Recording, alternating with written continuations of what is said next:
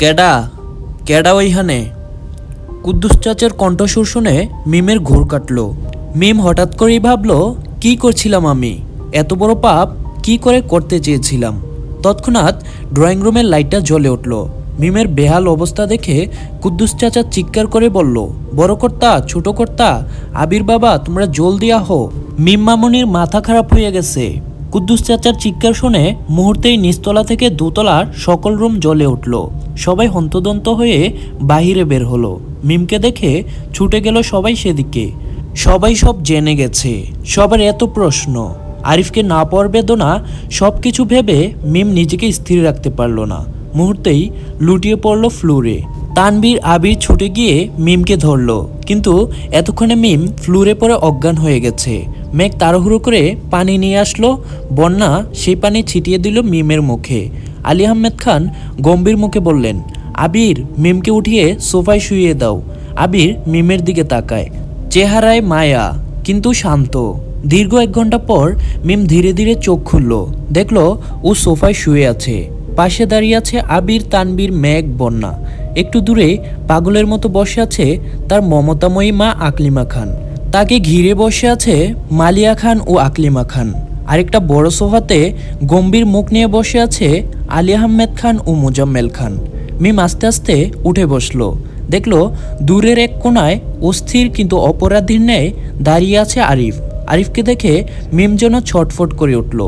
আবির ধীরে ধীরে বলল, তোমার কিছু বলার আছে?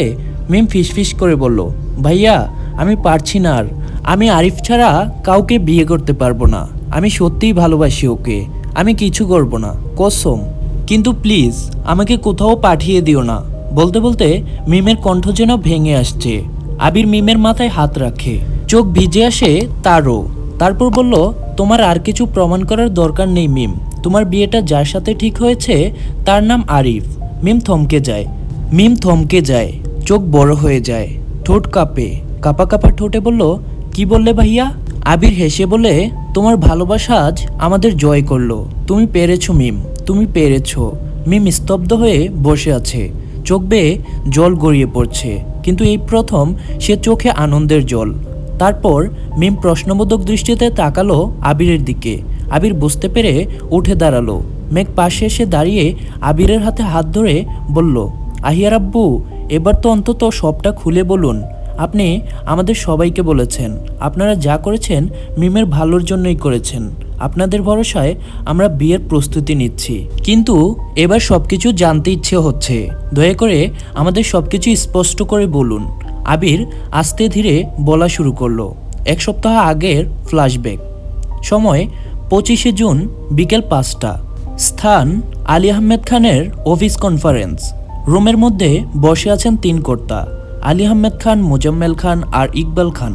তাদের সামনে বসে আছে আবির ও তানবীর। আরেক কোনায় দাঁড়িয়ে আছে এক তরুণ, চোখে ভয় তবুও সাহসী। সে হলো আরিফ। রুমে তৈরি হয়েছে একটা থমথমে পরিবেশ। আলী আহমেদ খান ধীর গলায় বলল, তুমি বলছো তুমি আর মিম 5 বছর ধরে একসাথে আছো? আরিফ মাথা নিচু করে বলল, জি মামা, আমি ওকে ভালোবাসি। আজ না, অনেক দিন ধরে। আমি ওকে হারাতে চাই না। আলী আহমেদ খান মুখ শক্ত করে বলল, ভালোবাসা অনেকেই দাবি করে, কিন্তু দায়িত্ব নিতে পারা, কষ্টের দিনে পাশে থাকা, চুপ করে থেকেও ভালোবাসা বোঝাতে পারা, এসব কি তুমি জানো আরিফ? আরিফ মাথা তুলল, সাহসের সঙ্গে বলল, আমি জানি। আর মিমের মুখে কিছু না শুনেও আমি তার চোখে ভালোবাসা দেখেছি প্রতিদিন। তখনই আবির বলল, আব্বু, আমি বলছি আরিফ সত্যি মিমকে ভালোবাসে। আরিফের হাতে মিমকে তুলে দিলে আমাদের মিম ভালো থাকবে। আলী আহমেদ খান শক্ত কণ্ঠে বললেন, তুমি চুপ থাকো। খানবাড়ির 5 ছেলে মেয়ে, খানবাড়ির 5 রত্ন। এই রত্ন আমি যার তার হাতে তুলে দিতে পারি না। আমার 5 রত্নের মধ্যে একজন হলো মেঘ। আর তুমি নিজেই জানো কত কঠিন পরীক্ষার পর আমি তাকে তোমার হাতে তুলে দিয়েছি। আমি সর্বদাই তাদের সুখ নিশ্চিত করতে চাই। আবির থমথমে মুখে ইকবাল খানের দিকে তাকালো। এবার ইকবাল খান মুখ খুললেন, বললেন, দেখো আবির, মেয়েটা আমার হতে পারে, কিন্তু সকল সিদ্ধান্ত নেয়ার অধিকার ভাইজানের। তাই আমি তার বিরুদ্ধে যেতে পারবো না। ভাইজান যেভাবে চায় সেভাবেই সবকিছু হবে। আবির হতাশ দৃষ্টিতে আলী আহমেদ খানের দিকে তাকিয়ে জিজ্ঞেস করলেন, তাহলে আপনি কি চান আব্বু দুজনের ভালোবাসা আলাদা হয়ে যাক? আলী আহমেদ খান বললেন, যদি সত্যি সত্যি দুজন দুজনকে ভালোবাসে তাহলে তারা কখনোই আলাদা হবে না। মিম ছোট মানুষ, হতে পারে এটা তার আবেগ। তাছাড়া আরিফ মিমের যোগ্য কিনা তা নিয়েও আমার প্রশ্ন থেকে যায়। আলী আহমেদ খানের কথা শুনে আবির বলল, মানে আপনি কি বলতে চান দয়া করে স্পষ্ট করে বলুন। আলী আহমেদ খান বললেন, ওদের দুজনকে ভালোবাসার পরীক্ষা দিতে হবে। আবির ব্রুকুচকে জবাব দিল, আব্বু ভালোবাসা কি পরীক্ষা দিয়ে প্রমাণ করা যায়? ভালোবাসা হলো মনের ব্যাপার। আলী আহমেদ খান বললেন, ওরা দুজন দুজনকে যদি সত্যিকারে ভালোবেসে থাকে তাহলে তোমার এত ভয় কিসের? এসব শুনে পাশ থেকে আরিফ বলে উঠল, মামা মিমের জন্য আমি যে কোনো পরীক্ষা দিতে প্রস্তুত। আপনি বলুন আমাকে কি করতে হবে? আলী আহমেদ খান এক নাগারে বলে যায়, আগামী 4 জুলাই মিমের বিয়ে ঠিক হবে, তবে তাকে জানানো হবে না পাত্রকে। যদি সে নিজে থেকেই জানিয়ে দেয় যে সে কাউকে ভালোবাসে, বিয়েতে রাজি না হয়, অথবা নিজের ভালোবাসা আমাদের সামনে প্রকাশ করার জন্য পাগলামি করে, তাহলে প্রমাণ হবে সে শুধু আবেগ নয় সত্যিকারে ভালোবাসে। আর যদি মুখ বুজে বিয়েতে রাজি হয় তবে বুঝবো তার অনুভূতি টিকে নেই। তখন পরিবারের যে পাত্র ঠিক করবে তার সাথেই বিয়ে হবে। ঘরে নীরবতা। মুজাম্মেল খান ব্রুকুচকে বললেন, আর যদি সে ভেঙে পড়ে, মানসিকভাবে সহ্য না করতে পারে? আবির দৃঢ় গলায় বলল, আমি তাকে চিনি চাচ্ছু, সে দুর্বল না, সে রক্তে খান পরিবারের মেয়ে, ভালোবাসা ছিঁড়ে ফেলার মেয়ে সে না। আলী আহমেদ খান চুপ করে আবিরের দিকে তাকিয়ে থাকে কিছুক্ষণ, তারপর মাথা নাড়েন। ঠিক আছে আবির, প্রমাণ করো। যদি সত্যি মিম এ পরীক্ষায় উত্তীর্ণ হয়, আমি নিজ হাতে আরিফ আর মিমের বিয়ে দিব।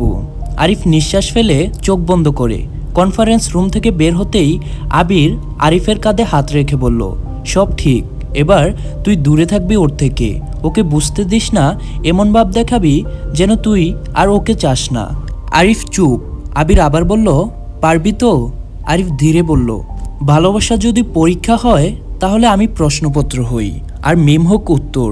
শুধু দোয়া করো উত্তরটা যেন সঠিক হয়। তারপর আরিফ মনে মনে মিমের উদ্দেশ্যে বলল, মিম তুমি জানো না কি কঠিন পরীক্ষা হতে যাচ্ছে, তবে আমি জানি তুমি পারবে। আরিফ আস্তে আস্তে বর্তমানে ফিরে আসলো। ড্রয়িং রুম জুড়ে নিস্তব্ধতা। এত কঠিন পরীক্ষার কথা শুনে সবাই তো হা হয়ে গেল। আবির যখন তার কথা বলা শেষ করলো, পুরো ঘর নিস্তব্ধ, সবাই স্থির, কিছুটা শূন্য। কিন্তু একসময় মিম উঠে দাঁড়ালো, চোখে জলের রেখা, গলা কাঁপছে, তবুও কণ্ঠে জেদ। সে তাকিয়ে আছে পরিবারের সবার দিকে, এক এক করে যেন সবার চোখের দিকে তাকিয়ে কিছু বলার চেষ্টা করছে। তারপর ধীরে ধীরে বলতে শুরু করলো, তোমরা সবাই বলছো এটা একটা ভালোবাসার পরীক্ষা ছিল, কিন্তু কেউ একবারও আমার সঙ্গে কথা বলোনি। কেউ জানতে চাওনি আমি কেমন আছি, কেউ জিজ্ঞেস করোনি আমি কি চাই। তার কণ্ঠ ক্রমশ ভাঙতে লাগলো। তোমরা সবাই শুধু প্ল্যান করছো, ঠান্ডা মাথায় আমার জীবনটা একটা খেলায় পরিণত করেছো। কারো চোখে পড়েনি আমি কতটা ভেঙে পড়েছিলাম। রাতে ঘুম হতো না, দিনের আলো অসহ্য লাগতো, অথচ আমি তো ছিলাম এই বাড়িতেই সবার প্রিয়। তাহলে আমাকে বুঝার কেউ ছিল না কেন? সবাই স্তব্ধ। আকলিমা খান কান্না চেপে ধরে বসে আছেন। মিম আবারও বলল, আরিফ চলে গিয়েছিল, সবাই মুখ ঘুরিয়ে নিয়েছিল, বিয়ে ঠিক হয়েছে, অথচ আমাকে কিছু বলা হয়নি। আমার জীবনের সবচেয়ে গুরুত্বপূর্ণ সিদ্ধান্তটা তোমরা সবাই মিলে ঠিক করলে, অথচ সেখানে আমিই ছিলাম না। এক মুহূর্ত চুপ করে থেকে সে বলল, তোমরা বলো এটা ভালোবাসার পরীক্ষা ছিল, কিন্তু আমি তো শুধু ভালোবাসিনি, আমি আমার আত্মা দিয়ে আরিফকে চেয়েছি, আর তবুও তোমাদের প্রমাণ দিতে হয়েছে। তারপর মিমার দাঁড়িয়ে থাকতে পারল না, চোখের জল মুছতে মুছতে ছুটে গেল সিঁড়ি বেয়ে নিজের রুমে। সবাই চুপ। আবির এক নিঃশ্বাস ফেলে আরিফের দিকে তাকালো। এবার আরিফও টলমলো চোখ নিয়ে তাকালো আবিরের দিকে। আবির এবার মাথা হেলিয়ে ইশারা দিল, চোখে একটাই কথা, এবার তুই যা। আরিফ দাঁড়িয়ে থাকলো। সে ধীরে ধীরে মাথা ঘুরিয়ে তাকালো আলী আহমেদ খানের দিকে, চোখে এক বিনয়ের আবেদন। আলী আহমেদ খান কিছুক্ষণ চুপ করে থেকে গম্ভীর কণ্ঠে বলল, যাও উপরে গিয়ে দেখো মেয়েটা রাগ কমাতে পারো কিনা, হয়তো রাগে একটু পরে সে বলবে বিয়েটা করতে চায় না। আরিফ আর এক মুহূর্ত দেরি করলো না, সে ছুটে গেল সিঁড়ি বেয়ে মিমের রুমের দিকে। ঘরটা একেবারে নিস্তব্ধ। মিম ব্যালকনিতে দাঁড়িয়ে আছে, চোখের জল মুছছে বারবার। আরিফ আস্তে আস্তে রুমে ঢুকলো। মিম পেছন ফিরে তাকালো না, কিন্তু বুঝে গেল কে এসেছে। আরিফ নিচু গলায় বলল, তুমি জানো না মিম, আমি কতটা ভয় পেয়েছিলাম। ভেবেছিলাম তুমি পারবে না, ভেবেছিলাম তুমি হারবে। মিম কিছু বলল না, চুপচাপ দাঁড়িয়ে আছে। আরিফ কাঁপা কাঁপা হাতে মিমকে পেছন থেকে জড়িয়ে ধরল। আজ তার নিজেকে একজন অপরাধী লাগছে। আরিফের ছোঁয়ায় মিমের রাগ যেন বরফের মতো গলতে শুরু করলো। মিম পেছনে ফিরে আরিফের দিকে নিষ্পলক তাকিয়ে তারপর হঠাৎ ঝাঁপিয়ে পড়ল আরিফের বুকে, হাউমাউ করে কেঁদে দিল। আবিরও শক্ত বাহুতে জড়িয়ে নিল তার জান পাখিকে। মিম কাপা গলায় বলল, তুমি জানো না কতটা ভেঙে পড়েছিলাম। তোমার সে চুপ করে থাকা আমার বুকের ভেতরটা ছিঁড়ে দিচ্ছিল। আমি ভাবতাম তুমি চলে গেছো চিরতরে। আরিফ ধীরে ধীরে মিমের কাপা হাতটা ধরল। আরিফ বলল, তুমি জানো আমার কণ্ঠে একটাও শব্দ ছিল না, কারণ শব্দ আসলেই মিথ্যা হয়ে যেত। আমি চুপ করেছিলাম, তোমার ভালোবাসা যেন নিজেই জবাব দেয়। মিম আবারও শিশুর মতো মুখ গুজে দেয় আরিফের বুকে। তুমি জানো না আমি কত কেঁদেছি, কত রাত ব্যালকনির কাছে দাঁড়িয়ে ভেবেছি তুমি হঠাৎ করে এসে বলবে, চলো মিম পালাই। তুমি আসোনি, কিছুই বলোনি। আরিফ ফিসফিস করে বলল, আমি বলিনি, কারণ আমি চাইনি তুমি পালাও। আমি চেয়েছি তুমি লড়ো, যুদ্ধ করো তোমার ভালোবাসার জন্য। আর তুমি পেরেছো মিম, তুমি জিতে গেছো। তোমার ভালোবাসা হারিনি, আমিও হারিনি, আমরা জিতেছি। মিম হালকা এসে বলল, আমরা না, আমাদের ভালোবাসা জিতেছে। আরিফ মিমের কপালে চুমু দিয়ে বলল, আজ থেকে শুধু তুমি আর আমি। কোনো লুকোচুরি নেই, কোনো পরীক্ষা নেই, কোনো চোখে জল নেই, শুধু আমরা আমির তো একসাথে। কোনো আবাহ সঙ্গীত ছিল না, তবুও ঘরের বাতাস যেন দুলে উঠল এক অদৃশ্য সুরে। এই প্রথম তারা সত্যিকার অর্থেই একসাথে।